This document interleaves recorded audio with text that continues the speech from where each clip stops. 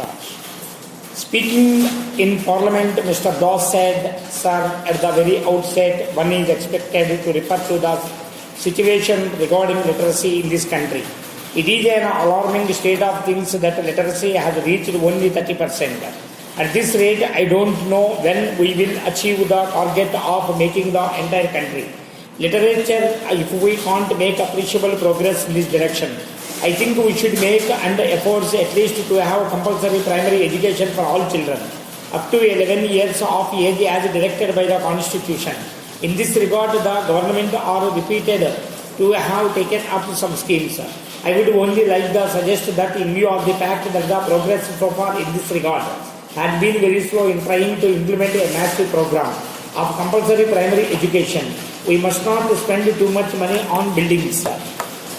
I would advise the government to utilize the existing school buildings, have them improved if necessary, and have 2 or 3 shifts in the same building utilizing the same equipment and employment the unemployed graduates or the unemployed educated people in the rural areas and also in the towns to accelerate this program of compulsory primary education.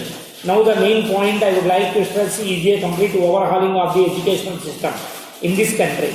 It is really a matter of regret that even after 20 years of independence, we continue that system which was introduced and built up by the British to serve their own interest. I am amazed why not attention has been paid so far by anybody to my back. My friend posed the question to me, what do you mean by overhauling? When say overhauling, I mean overhauling in the matter of curriculum, in the matter of content of teaching, in the method of teaching and also in the examination system. Now it is not possible in the course of a discussion like this to go into details or put forth a scheme before the House. I shall only lay down certain broad principles which should guide us in overhauling the educational system in this country. The first principle in the matter of education, right from the bottom to the top, is that there should be all-round development of the personality of the student. It will not do to teach the student just to cram the textbooks, commit it to memory and then omit it. In the examination hall while answering the questions, the teaching inside the class and the students' extracurricular activities, the social and cultural functions, his association and identification with the community. Around all these things must be so organized as to develop the all-round personality of the student. Secondly, the student should be attuned to the national ideas right from the bottom. Today in this country, socialism, secularism, democracy and national integrity are no longer party slogans. These have become national objectives. Now if you want really to build a socialist society, in this country the spirit and the principle must be infused into the minds of the students right from the bottom. The third thing is this. Today there is a divergence between intellectual work and manual work. This divergence between intellectual work and manual work was deliberately introduced into our society by the British for their own purposes. This must be done away with. You can't do it simply by lecturing or teaching. Right from the stage when a student comes to the primary school, he should be not only taught, but he should also be given manual work. The school curriculum must be so revised as to direct the student not only to do intellectual work, but also manual work side by side. The kind of manual work will differ from stage to stage. At the bottom stage, the student can do some vegetable gardening. At the higher stage, he can do cultivation. In the cities, he may do a manual work. In a factory, it depends on the stage. But the idea is that this diverse should be done away with. The whole education and the content of our teaching should be modified and so organized that there is integration taking place between intellectual work and manual work in an appreciable manner. The fourth point is this: what is the purpose of education? The traditional thinking is that the gaining of knowledge is for the sake of knowledge. Of course, we must have some knowledge for the sake of knowledge.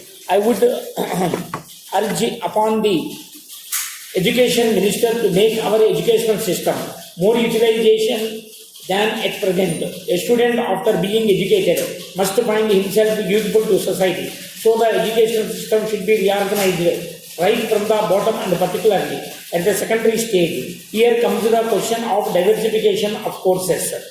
This diversification of courses must start in several stages within the secondary education system. That is my idea. Finally, I would suggest that university education should be restricted.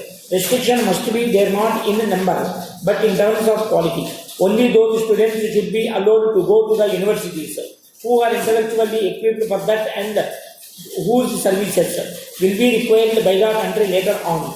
We must have scientists and historians, but the requirement is very limited. We require a large number of people to do work in agriculture, industry and trade, and we require a very small number to run the administration. Therefore, university education should be restricted in terms of quality. The course up to the higher secondary stage should be a course which will make the student a fit citizen and which will enable him to stand up in society in life. The whole course may be revised in such a way as to make it complete, by which a student will be equipped with sufficient knowledge to stand up in life.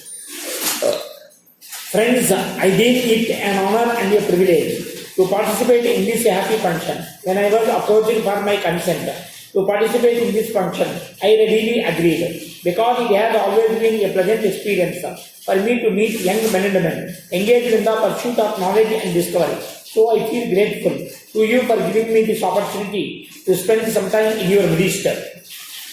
At the outset, let me wish you all a purposeful and a happy life in the service of the country. Please remember that education does not end in your colleges. It has to be pursued throughout one's life. On an occasion like this, I can't but think of our educational system, its needs and problems, strengths and weaknesses, our achievements and promises. There can't be any difference of opinion on the significance of true education, but a debate is often raised about the individual and social aims of education.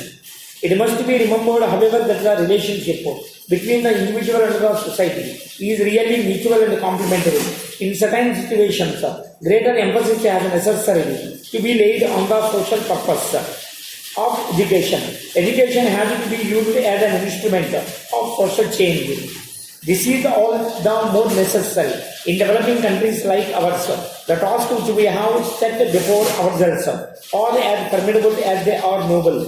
We want to raise the standard of living of the teeming millions of our people. We want to assure a minimum income to each family or at least to each client family. We want to create a new social order based on justice, equality, freedom and dignity of the individual. We want to adopt modern science and technology and side by side develop a sense of social responsibility. It is the minimum needed for an honorable national existence. In implementing it, we can have no greater ally than education, which is the most powerful instrument of national development. What we need most urgently at the present time is revolution in education. The large-scale reconstruction of national life, which we initiate, can be accomplished only with the help of an intelligentsia of adequate size and competence.